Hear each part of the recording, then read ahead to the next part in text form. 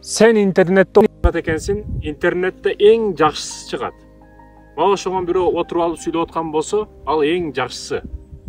Sen дагы бир өткөзөсүң, машинанын сонуна чыгып калды, ал сен көрүп аткандардын эң жакшысы. Дагы издесең чыга берет. Мына түрткөнүң сайын дагы эң жакшылары чогулуп сенин алдыңа чыгып кете берет. Анан сенин оюңда пайда болот.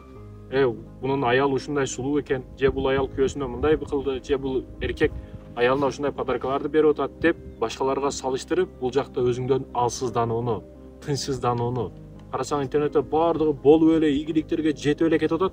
Сен бул жерде оозуңду ачып, нанды нанада алып кетип аткан адам катары сезип каласың өзүңдү. Сен көрүп аткан интернетте эң жакшылары ошо кыз маселесиде дагы эң сулууларын көрүп атасың. Ошо машиналарда сонуну көрүп атасың. Сүйлөп аткандардын эң жакшысын угуп атасың. Бирок сен бул жакта эмне кылып атасың? Бул кулактан кирип экинчиден чыгып кетип атат. Сен башкаларга салыштырба. Сен үчүн салыштыра турган эң жакшы нерсе ким? Ошо интернеттеги адамдарбы? Жок, кечеги сен. Мурдагы жылы кандай элең? Азыркы жыл кандай нерселерге жетиштиң? Максатың үчүн канча кадам таштадың? Ошол маанилүү. Сен салыштырууга интернеттеги адамдар эмес, кечеги өзүң менен салыштыр. Ошондой ийгиликке жетесиң.